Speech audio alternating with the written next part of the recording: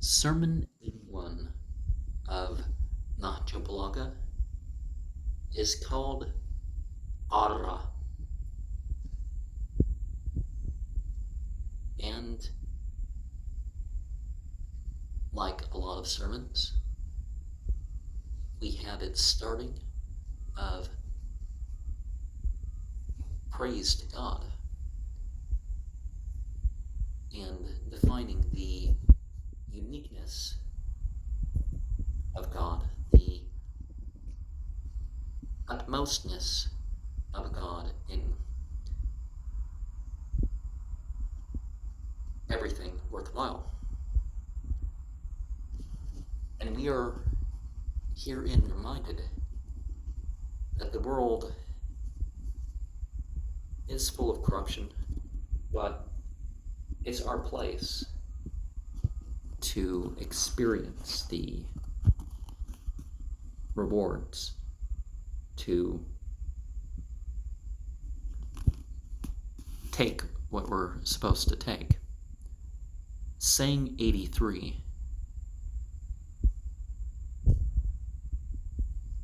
it's to discourage the praising of people that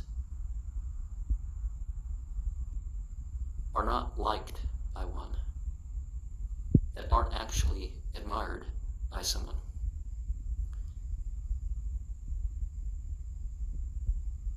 Because it's better to not express things at all when such things are the case. Saying 84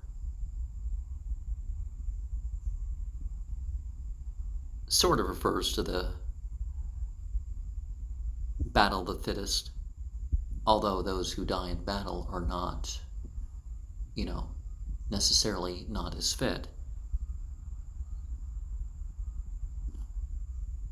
It's just that the people who are the survivors of the battles tend to be the ones with the greater children.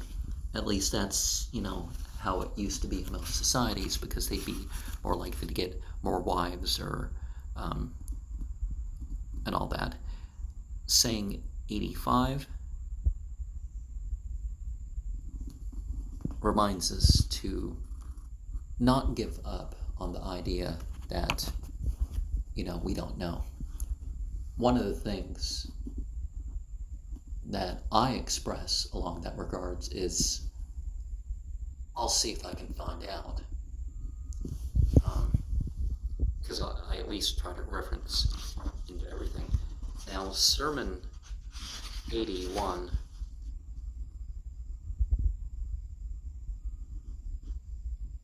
was said to have made people move, to be deep in emotional reaction to it.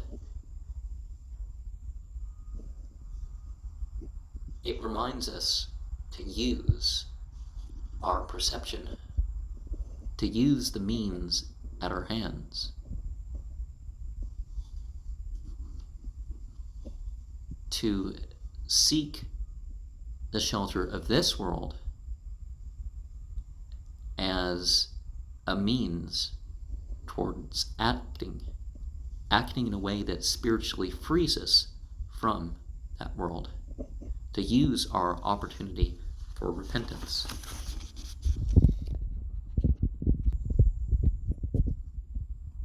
It reminds us that this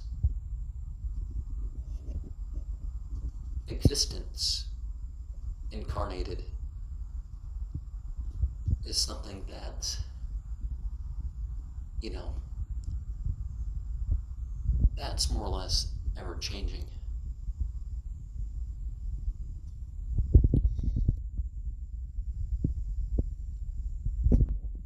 And death and loss are going to continue to have their impact.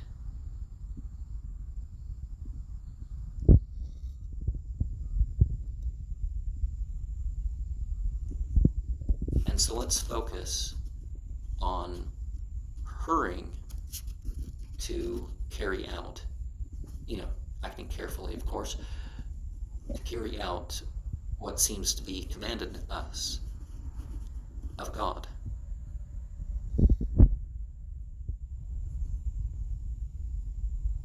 And to look all around and realize the powers of God, the reasons for faith.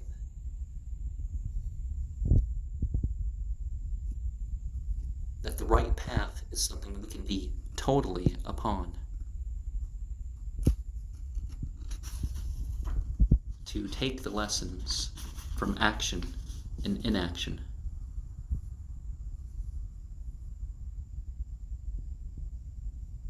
That if we're going to take part in the things of this world, let's use it to purify our inner selves. We are created for the purpose of regarding God. And we can be, deserving, but it takes our work.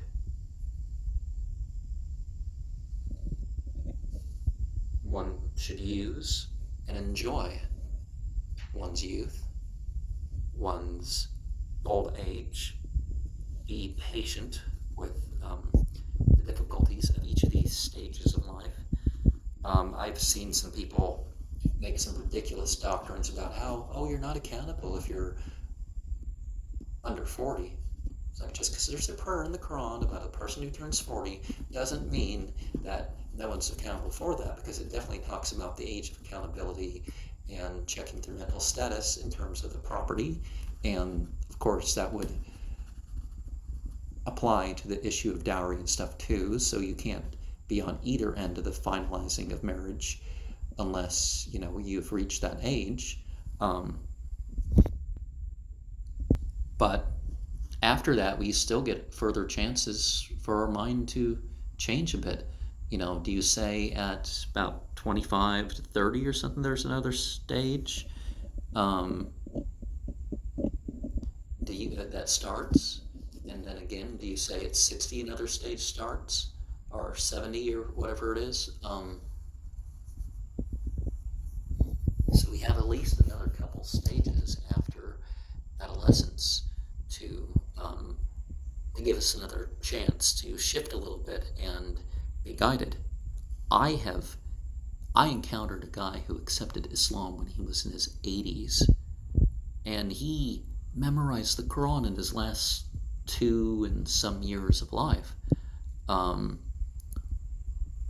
which would have been something, he completely didn't expect to do that.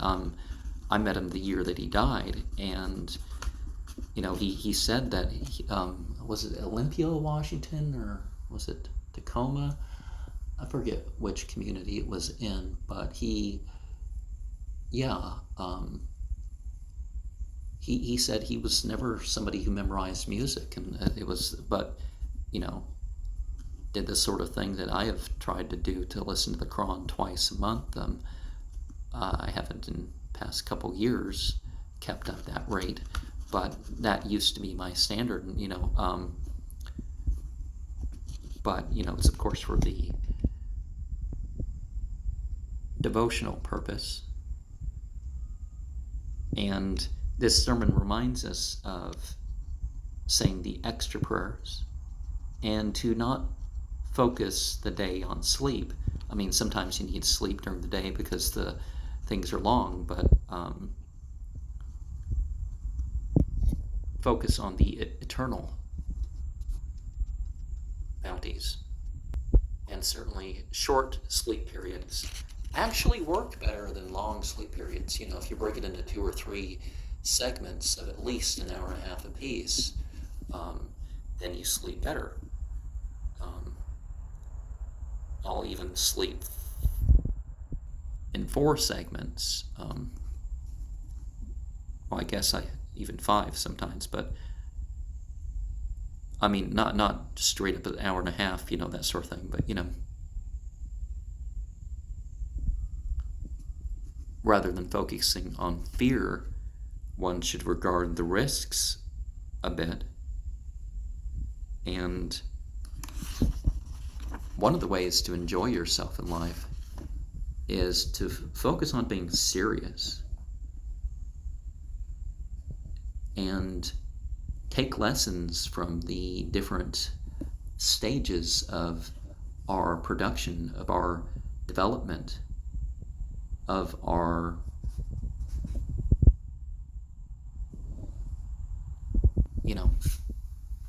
think back on when we did that which wasn't valuable, of when we did even worse than that, so how we can deal with that sort of thing in the future. And realize that as grievous as some things can be in this life, the ultimate view of it is even more so. So